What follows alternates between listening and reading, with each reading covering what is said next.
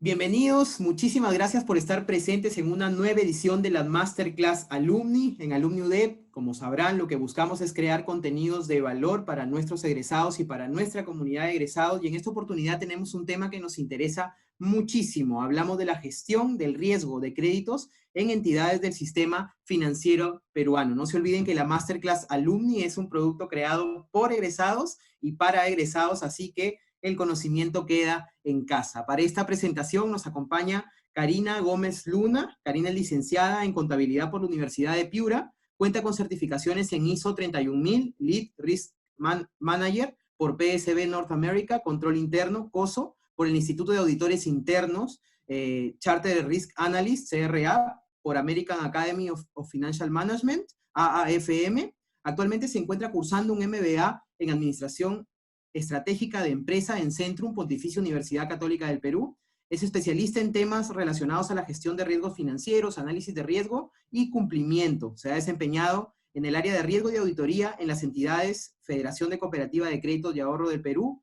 FENACREP, Cirano Management, Scotiabank, CEMAC Trujillo, Financiera Pro Empresa y Banco Falabella. Actualmente es directora de la empresa Ibáñez y Gómez, consultoría, asesoría y capacitación. Karina nos acompaña, como les dije al inicio, en la presentación Gestión del Riesgo de Crédito en Entidades del Sistema Financiero Peruano. Karina, gracias por estar en esta Masterclass Alumni. Bienvenida. Gracias, Roger, y agradecer también a Alumni de poder compartir con ustedes este tema que es interesante respecto a la gestión del riesgo de crédito. Es un riesgo, es el riesgo más importante en toda entidad financiera y asimismo también es importante que todo aquel que esté inmerso en este sector pues tenga un conocimiento general de estos temas o estos conceptos, ¿no? Entonces, ya podemos comenzar ya con la presentación. Bueno, vamos a empezar. ¿Qué es intermediación financiera? Intermediación financiera es una actividad que consiste en tomar fondos en préstamos de unos agentes económicos para poderlos prestarlos a otros agentes económicos, ¿no? Y que desean invertirlos. Por ejemplo, acá en la presentación tenemos un agente superavitario, que son personas con excedentes de dinero, que mediante sus depósitos, ahorros, plazos fijos, CTS, los van a depositar en las instituciones financieras.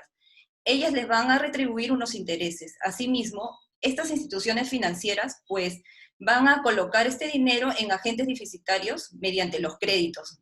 Y luego este agente deficitario pues tiene que cumplir con el pago de estos créditos, con el pago de las obligaciones. Para ello, las instituciones financieras tienen que gestionar adecuadamente para que pueda darse este crédito y también puedan cumplir con los pagos adecuados el cliente. Bueno, ¿existe rentabilidad sin riesgos? No sé qué ustedes piensan, pero ¿existe la rentabilidad sin riesgo? Pues cuando hablamos nosotros de rentabilidad, pues nos referimos al dinero que es capaz de generar un negocio. Y cuando hablamos de riesgo, pues nos referimos a las probabilidades que tiene un negocio de no generar esos ingresos esperados, generando mayores cantidades de pérdida y que la ganancia, ¿no? Entonces, estos conceptos por lo general son directamente proporcionales en una dirección, ya que mientras mayor sea la rentabilidad, mayor van a ser los riesgos a los que vamos a asumir. Pero no siempre un alto nivel de riesgo quiere decir que la inversión será muy rentable. Podríamos estar asumiendo de repente un riesgo muy grande en una empresa que claramente no tiene buena rentabilidad, y eso sí sería un desastre, un fuerte error para la organización. Es por ello que ambos conceptos deben analizarse de manera conjunta, y para ello vamos a buscar un equilibrio entre estos dos conceptos. En la búsqueda del equilibrio, pues debe ir respaldado con herramientas y análisis que van a comenzar a evaluar y probar si la rentabilidad es mayor que los riesgos y si el negocio podrá seguir adelante o no. Bueno, entonces ya sabemos que necesitamos un equilibrio, y para la medición necesitamos herramientas que nos ayuden a evaluar y analizar la rentabilidad y el riesgo.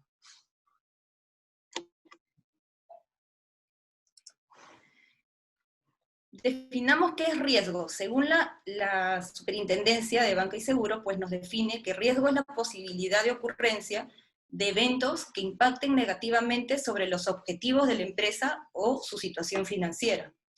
No todos los riesgos se generan de la misma forma y no todos tienen el mismo impacto. El tratamiento del riesgo nos va a ayudar a determinar la importancia y el impacto del riesgo, y de esta manera vamos a poder optar por una de las siguientes formas para tratarlo. Tenemos que el riesgo podemos simplemente evitarlo, es decir, no nos vamos a exponer al riesgo que se ha identificado. Ahí, por ejemplo, cuando el costo ya supera el beneficio y no se encuentran ya alternativas de respuesta, ahí evitamos el riesgo. Cuando reducimos y compartimos el riesgo, cuando el riesgo lo trasladamos, es decir, ¿no?, a otra parte, mediante cláusulas, por ejemplo, de contratos, o contratando o comprando pólizas de seguros, o, por ejemplo, coberturando también coberturas basadas en las garantías reales. Por ejemplo, tenemos en los créditos hipotecarios, por ejemplo, las garantías preferidas, las garantías reales, ¿no? También cuando aceptamos el riesgo, asumimos directamente, ahí vamos a asumir directamente el riesgo y vamos a tener que tomar la decisión de cómo vamos a cubrir las posibles pérdidas. Ahí ya, por ejemplo, el riesgo ya se encuentra dentro de la tolerancia. También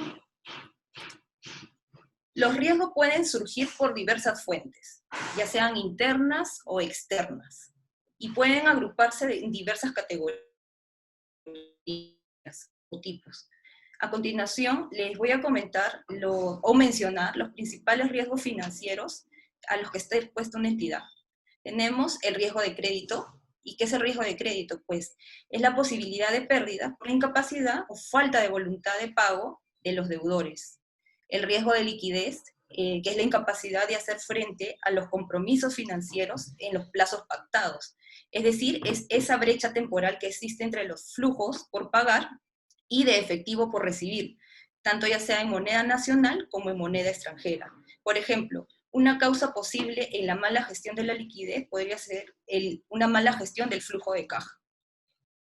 También tenemos el riesgo de mercado, que ese riesgo de mercado es la posibilidad de sufrir potenciales pérdidas en posiciones dentro y fuera de balance, ¿no?, derivada de movimientos en los precios del mercado. Acá podemos incluir los riesgos que pertenecen a los instrumentos que están relacionados con las tasas de interés y el riesgo cambiario. Y también tenemos el riesgo operacional. El riesgo operacional es la posibilidad de pérdidas debido a procesos inadecuados. Por ejemplo, fallas del personal, de la tecnología de la información o eventos externos. Otro ejemplo que se puede tener dentro de las entidades es cuando se cae el sistema, ¿no? O, por ejemplo, hay un corte de enlace de datos, o hay faltantes por fraude interno. Estos serían los principales riesgos que tenemos en una entidad. Pueden haber más, ¿no?, dependiendo de cada entidad también. Ahora vamos a pasar en sí a lo que es gestión del riesgo de crédito. ¿Y qué es el riesgo? Vamos a definir qué es riesgo de crédito. Riesgo de crédito es la posibilidad de pérdidas por la incapacidad o falta de voluntad de los deudores, emisores, contrapartes o terceros obligados para cumplir sus obligaciones contractuales. Es el impacto en la cuenta de resultados o de patrimonio de una entidad crediticia que mantiene posiciones activas en acreditados sin solvencia financiera o patrimonial. ¿Y cuántos tipos de riesgo existen? ¿Cuántos tipos de riesgo de crédito existen? Pues tenemos el riesgo de impago. ¿Qué es el riesgo de impago? Es el riesgo de que el acreditado no realice los pagos de los intereses o del capital en la fecha pactada, es decir, no paga el cliente. El riesgo de sobreendeudamiento, que es el nivel de endeudamiento en el sistema financiero, que por su excesivo, respecto de los ingresos, por su excesivo, es decir, el cliente no tiene capacidad suficiente para poder afrontar el repago de sus obligaciones y tiene excesivo endeudamiento en el sistema financiero. No puede contraer, es decir, puede tener un endeudamiento con un banco, con una financiera, con una caja, sin embargo su capacidad de pago no es suficiente para afrontar el repago de esos adeudados que tiene. Tenemos también el riesgo cambiario crediticio, que es la posibilidad de afrontar pérdidas derivadas de incumplimiento de los deudores en el pago de sus obligaciones, que es producto de descalces entre sus exposiciones netas en moneda extranjera, ¿no? Tenemos el riesgo de crédito individual, que también lo podemos denominar el riesgo de solvencia, que son exposiciones importantes en un solo deudor. Es una concentración que tiene de créditos en un deudor. Tenemos el riesgo de calificación, que es el riesgo que es derivado de que el acreditado cambie su calidad crediticia en un determinado periodo, ¿no? Tenemos el riesgo de cartera, o riesgo de portafolio, que es el riesgo inherente de la cartera que se da por concentración de los mismos en un determinado sector económico, regiones geográficas, o teniendo grupo de préstamos que son vulnerables, o los mismos factores económicos, entre otros. ¿Cómo podemos gestionar el riesgo de crédito? Pues lo podemos gestionar mediante políticas conservadoras, procedimientos adecuados, tanto para la admisión, seguimiento, recuperación de la cartera, incluyendo herramientas de evaluación y de medición.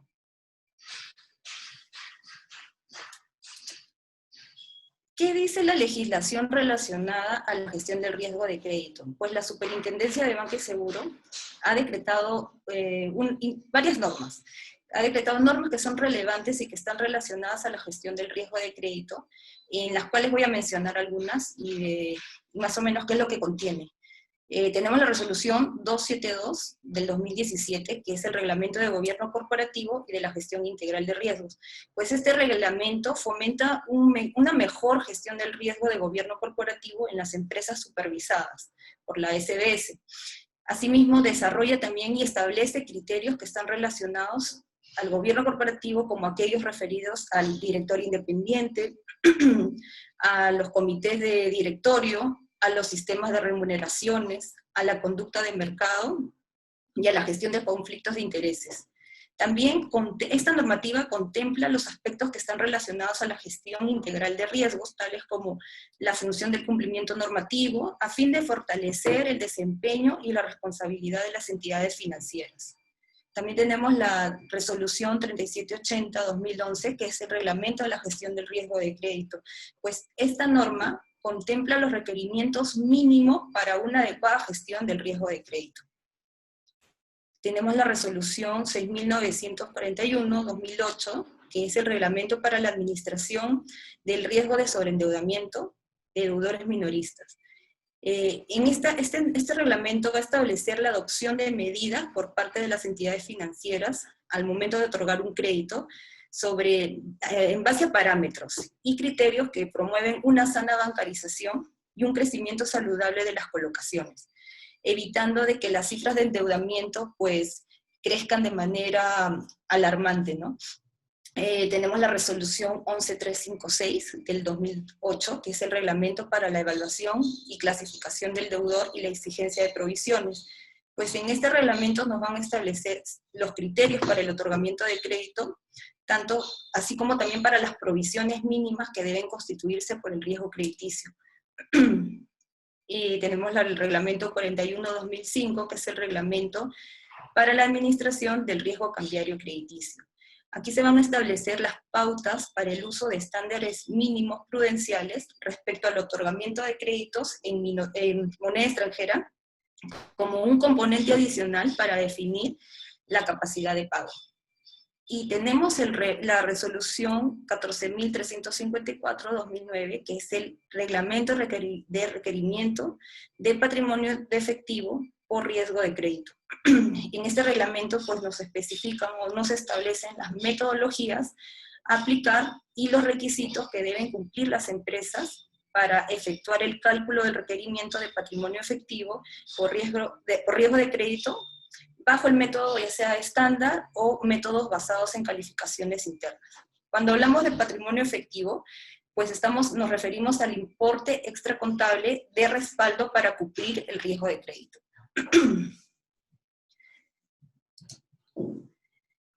¿Qué es gestión de riesgo de crédito? Pues la superintendencia nos define que es el proceso que permite mantener el riesgo de crédito dentro de parámetros aceptables establecidos en las políticas y procedimientos internos aprobados por el directorio para alcanzar sus objetivos de rentabilidad y eficiencia. La gestión del riesgo de crédito es fundamental para asegurar el retorno esperado en las colocaciones de las empresas. Acá tenemos los componentes de la gestión del riesgo de crédito. Y los componentes, pues, tenemos el ambiente interno, el establecimiento de objetivos, la identificación, evaluación, mitigación y tratamiento, así como el tratamiento, seguimiento, comunicación y monitoreo. Pero, ¿qué es el ambiente interno? Pues el ambiente interno comprende, entre otros, la cultura y los valores corporativos, la idoneidad técnica y moral de sus funcionarios, la estructura organizacional y las condiciones para la delegación de facultades y asignación de responsabilidades. En el establecimiento de objetivos también, ¿qué es? Es el proceso por el que se determinan los objetivos que deben encontrarse de acuerdo con el apetito por el riesgo y dentro de su capacidad de riesgo. Ya más adelante vamos a determinar qué es o definir qué es el apetito al riesgo. Dentro de la identificación de riesgo, pues en este proceso vamos a identificar los riesgos internos y externos que se consideran según sea apropiado, los posibles eventos y escenarios que están asociados. Tenemos la evaluación del riesgo. En evaluación del riesgo, pues es un proceso en el que se va a evaluar el riesgo de una empresa, línea de negocio, portafolio, producto, mediante técnicas ya sean cuantitativas o cualitativas. En el tratamiento, como ya lo habíamos mencionado, mitigación y tratamiento, pues en este proceso pues se va a optar por aceptar el riesgo, por disminuir la probabilidad de ocurrencia, disminuir el impacto, transferirlo total o parcialmente, evitarlo, o una combinación de ambas de las medidas que se han mencionado, de acuerdo con el nivel también de apetito y límites de riesgos establecidos. Cuando hablamos de seguimiento y control, pues en este proceso vamos a buscar asegurar que las medidas de respuesta al riesgo se cumplan de acuerdo a lo previsto. Y luego tenemos comunicación, pues en ese proceso se le informa al directorio, a los comités de riesgos y otros que estén involucrados en la entidad, ¿no? Y el monitoreo. El monitoreo es el proceso que va a consistir en la evaluación periódica del adecuado funcionamiento de la gestión del riesgo de crédito. Pues estos son los componentes que la superintendencia pues, nos ha establecido para poder gestionar nuestros riesgos en cada entidad. Pero podemos apreciar que el ente regulador nos ha proporcionado un marco para la gestión integral de riesgo, la cual lo ha hecho compatible con las mejores prácticas internacionales. Ha tomado como referencia el marco integrado para la gestión de riesgos corporativos, que es publicado por el Committee of Sponsoring Organization of the Treadway Commission, conocido como COSO. Aquí podemos ver COSO, ¿no? Cómo está el cubo de COSO, que es muy conocido. ¿Y qué es COSO? Pues es un organismo de reconocimiento internacional donde se establecen los marcos regulatorios básicos de riesgo y cumplimiento en temas de control interno. En el cubo que estamos viendo a continuación, pues ahí vemos la estructura de COSO. Vamos a ver cómo los 8 componentes están interrelacionados entre sí. Estos procesos deben ser efectuados por el director, por la gerencia y por los demás miembros de la entidad. Los 8 componentes también se alinean con los objetivos, con los 4 objetivos que vemos. Acá vemos que los objetivos son las estrategias, operaciones, información, cumplimiento. Estos 8 componentes también finalmente, al estar alineados con los objetivos, finalmente se van a considerar las actividades en todos los niveles de la organización. Y acá vemos también que están las unidades de negocio en el cubo, ¿no? Cómo están todas inmersas. Y también podemos apreciar que dentro de los componentes pues, es muy parecido a lo que nosotros tenemos como marco de gestión integral de riesgos que en la normativa de la superintendencia.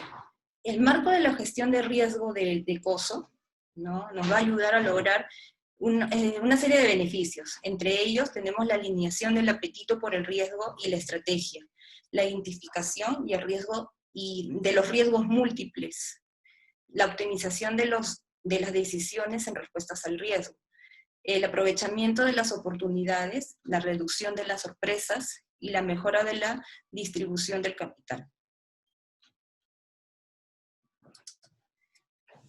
Bueno, ahora vamos a hablar sobre los componentes de la gestión del riesgo de crédito y vamos a irlas alineando un poco a las buenas prácticas que las entidades pues, llevan a cabo. Empezamos por el ambiente interno. En el ambiente interno pues se van a establecer la estructura organizacional, ¿no? Toda entidad financiera pues tiene un organigrama en el cual también va a contar con un manual de organización de funciones en el cual van a estar establecidas las facultades y las responsabilidades del personal por cada área, ¿no?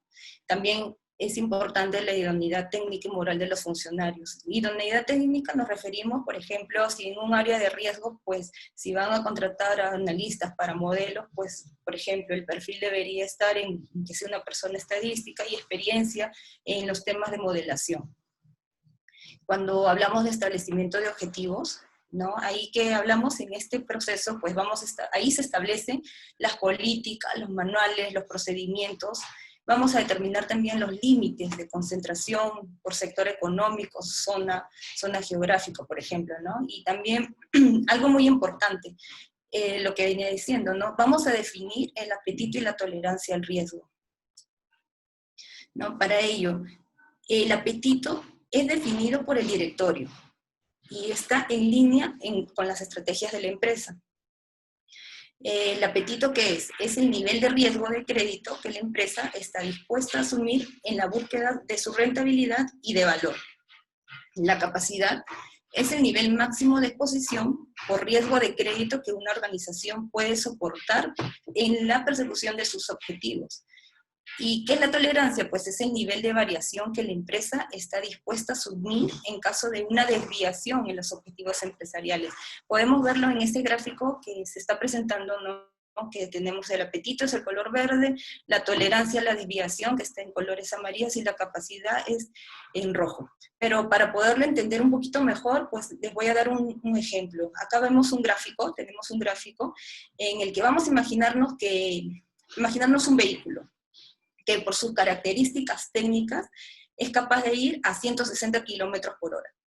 Por la capacidad del conductor y las condiciones climáticas, pues va a tolerar ir a 120 kilómetros por hora. Pero para llegar en forma segura y en un tiempo adecuado, respetando los límites y señales establecidas, pues el conductor va a decidir ir a 100 kilómetros por hora. En este caso sería el apetito.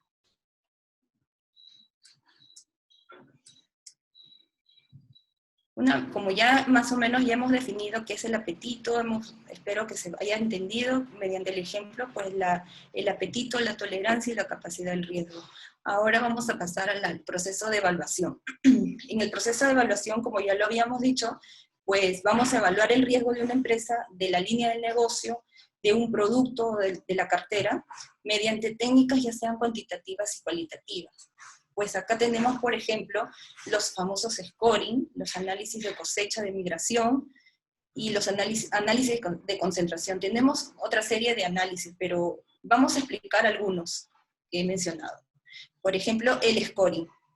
Pues el scoring de admisión va a medir el riesgo de una operación solicitada por un individuo, haciendo uso de variables relativas a la operación solicitada, así como de datos socioeconómicos del cliente que están disponibles en el momento de la solicitud. Y en base a una puntuación, pues que otorga el scoring, pues se le va a decidir conceder o denegar la operación. Por ejemplo, acá vemos el score que es de 691. Pues, ¿qué nos dice este scoring? Pues acá nos está diciendo el porcentaje de la población que tiene un score inferior que el sector presentado. En este caso, esta persona pues presenta un score de 691, teniendo una probabilidad de 32% de incurrir en morosidad. También tenemos la evaluación de cosecha, ¿no? ¿Y qué es la evaluación de cosecha? Pues es Algo importante me olvidaba de comentarles, ¿no? De que los modelos para la admisión, como el scoring es un modelo de admisión, ¿no? Ya lo hemos visto a veces cuando uno va a solicitar un crédito, pues le dicen, espérese un momentito, deme sus datos, lo ingresan en la plataforma, pues, y les arroja el puntaje, y ahí les van a decir si son admitidos o no para el crédito que están solicitando, porque ahí le van a ver su nivel, su capacidad de ingresos, o de repente si está sobreendeudado, ¿no? Si tiene mayor no sé, endeudamiento con otras entidades financieras. Pero también es importante comentarles que los modelos para la admisión, ¿no? Es importante recalcar que cada vez los modelos de gestión de riesgos van a estar más guiados por los algoritmos de inteligencia artificial, y van a ser los datos y las soluciones analíticas las que van a permitir a las instituciones financieras acoplarse a las expectativas cambiantes de los clientes y a las nuevas condiciones dinámicas del mercado. Eso también es importante recalcarlo. Ahora sí, quería comentarles, ¿no?, que es el análisis de cosecha.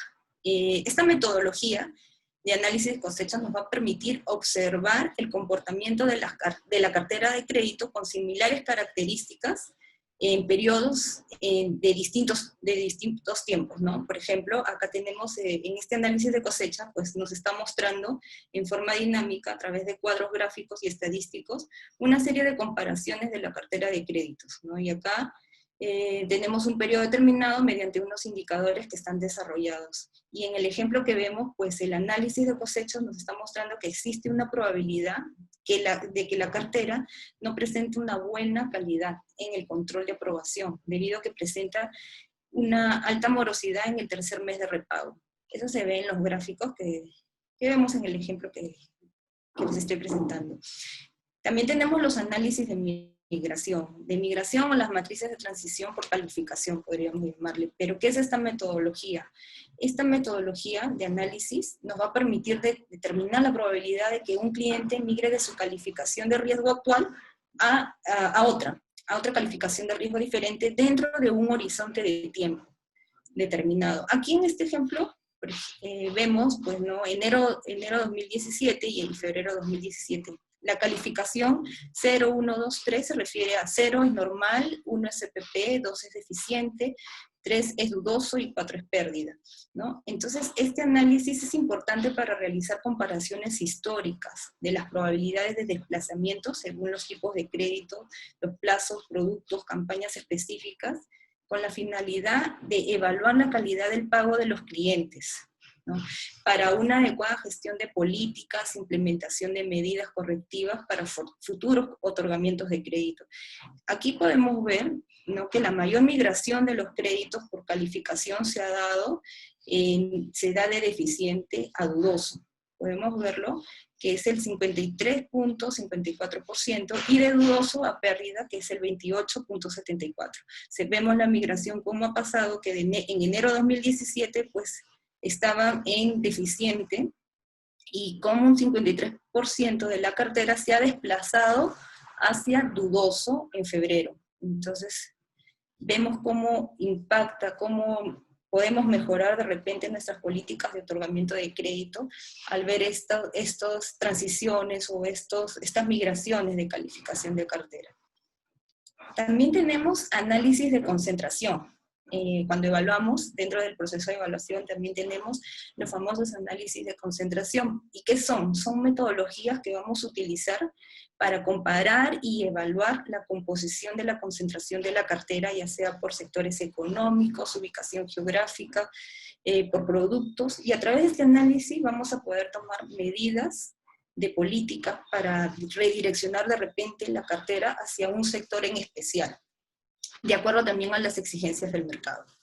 Aquí también es fundamental, quería comentarles, ¿no?, de que la información que se extrae de los sistemas operativos, que van hacia una base de datos, llámese un data warehouse o un data mart, no, toda esa información almacenada debe estar conciliada con la contabilidad, ya que si no existe esa conciliación, pues esa información no nos va a servir.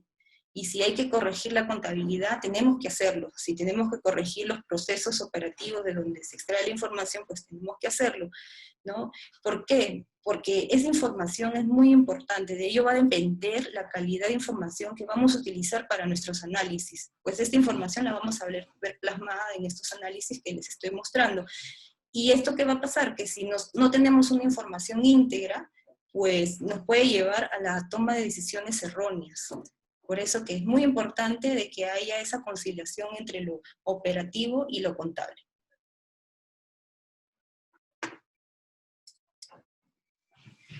Ahora vamos a ver el proceso de mitigación y tratamiento, ¿no? Dentro de la mitigación y tratamiento, dentro de este proceso, ya ahí se va a optar por aceptar el riesgo, por disminuir la posibilidad de ocurrencia, disminuir el impacto, transferirlo total o parcialmente, evitarlo, o una combinación de todas estas alternativas, ¿no? O estas medidas, de acuerdo al nivel también de apetito y límites de riesgo que se han definido. Aquí, por ejemplo, tenemos la determinación de las pérdidas esperadas, excluir a clientes con elevado riesgo de los procesos de campañas masivas, por ejemplo. Por ejemplo, también la transferencia de cartera, ¿no? Como ya vemos de que hay un alto impacto de cartera que ya está vencida, entonces optamos a veces las entidades por vender o transferir esa cartera. Son medidas de mitigación del riesgo. Vamos a ver aquí, ¿qué es la pérdida esperada? Con respecto a la pérdida esperada, ¿cómo está compuesta? La pérdida esperada, para comentarles un poco, pues está compuesta por la probabilidad de incumplimiento. ¿Y a qué nos referimos con la probabilidad de incumplimiento? Nos referimos a que la probabilidad de que un deudor incumpla con las obligaciones con la entidad de intermediación financiera o en cualquier grado. Es decir, no paga su crédito. La pérdida dado el incumplimiento es una estimación, estima la pérdida que va a asumir la entidad financiera una vez que ya se produjo el evento de incumplimiento. Y la exposición al momento del incumplimiento, pues, es el monto total comprometido por el deudor en el momento en que ocurre el incumplimiento. Acá quería mostrarles de repente con un ejemplo en un archivo Excel. Voy a compartirles, quisiera compartir la pantalla, para ver un archivo en Excel. Y un momentito, a ver.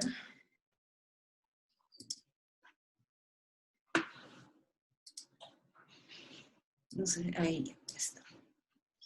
Vamos a hacer un poco más práctico este ejercicio para poder entender la pérdida esperada, ¿no? Por ejemplo, aquí vamos a contemplar que tenemos un cliente de mediana empresa, cuyo crédito va a ascender a 2.500.000, pero que también tiene una garantía preferida de 3 millones, ¿no? Y también va a tener, pero a la vez en la institución tiene 150 días de atraso.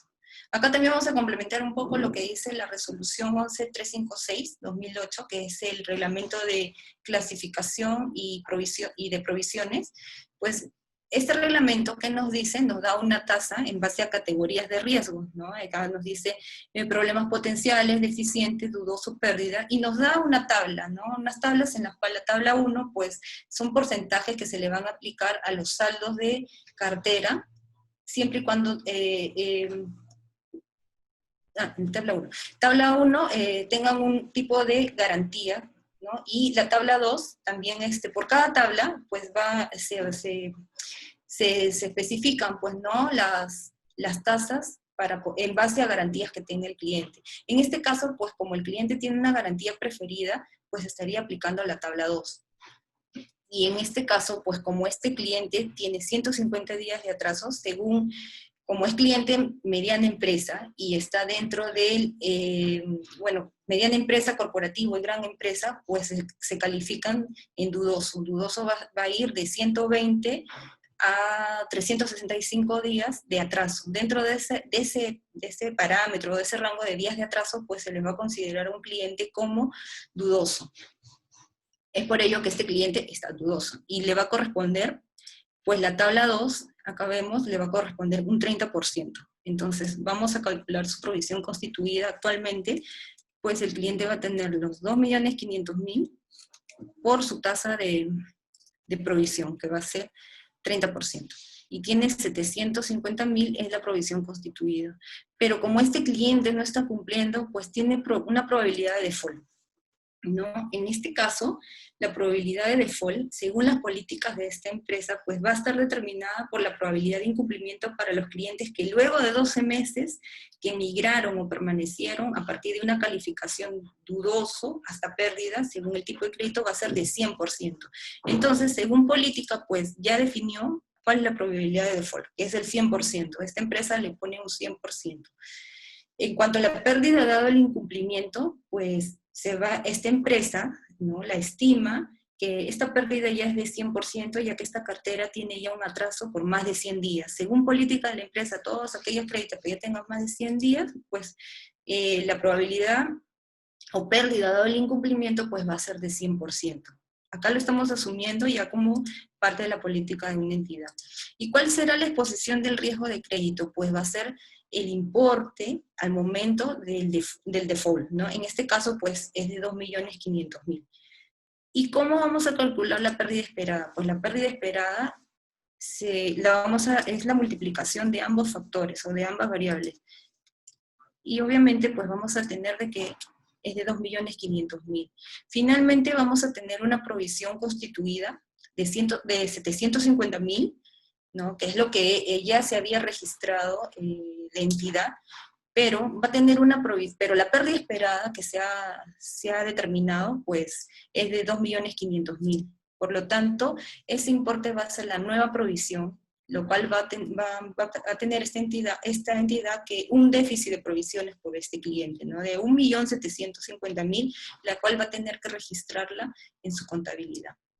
Más o menos es una manera más práctica para poder entender cómo se puede determinar una pérdida esperada, y eso es una manera de mitigación. ¿Por qué? Porque ya lo registramos, ya estamos asumiendo una pérdida que es probable que el cliente no nos pague, y de una vez ya estamos tomando una decisión de provisionar, de ver de que de todas maneras el cliente no nos va a pagar, y tendríamos ya que tomar otro tipo por ejemplo, su garantía. No sé si de repente la garantía se ponga en la venta, veamos ya qué se hará la entidad, que puede hacer con esa garantía que tiene el cliente. Pero es una forma de mitigar el riesgo ya, como diciendo, adelantándonos, ¿no?, de que este cliente ya no, es probable que no nos pague.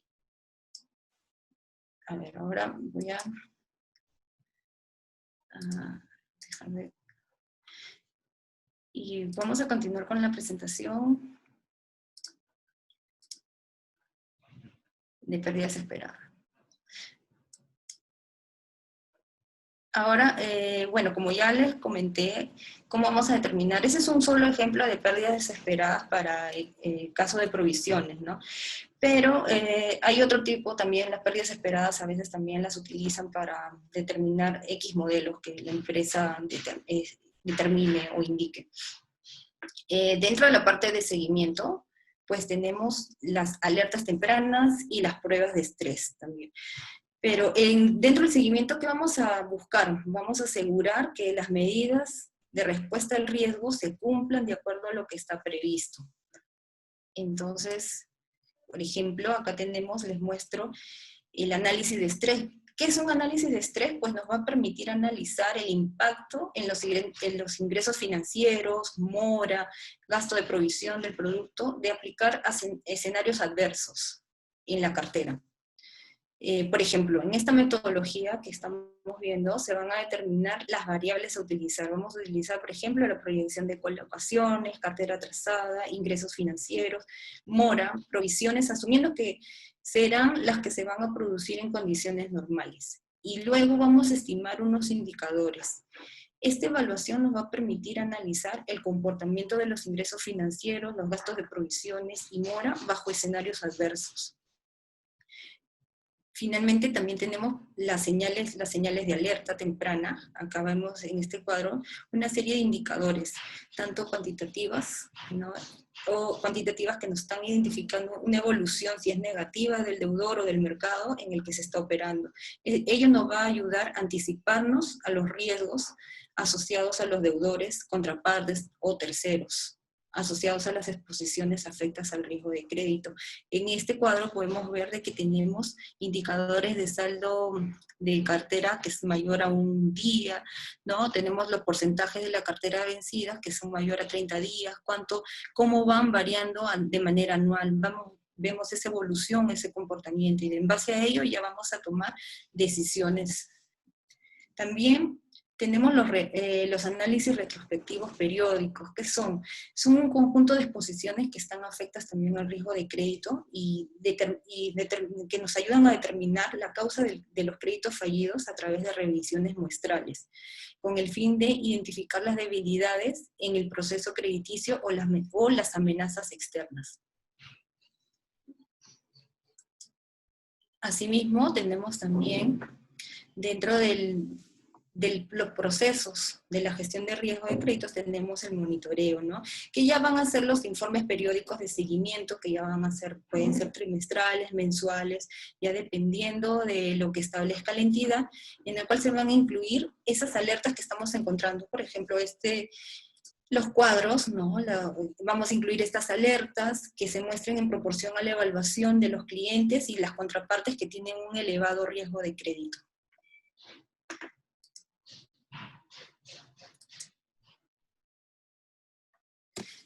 Bueno, ahora también, finalmente, la dirección debe cuestionarse siempre. ¿Estamos tomando la cantidad apropiada del riesgo?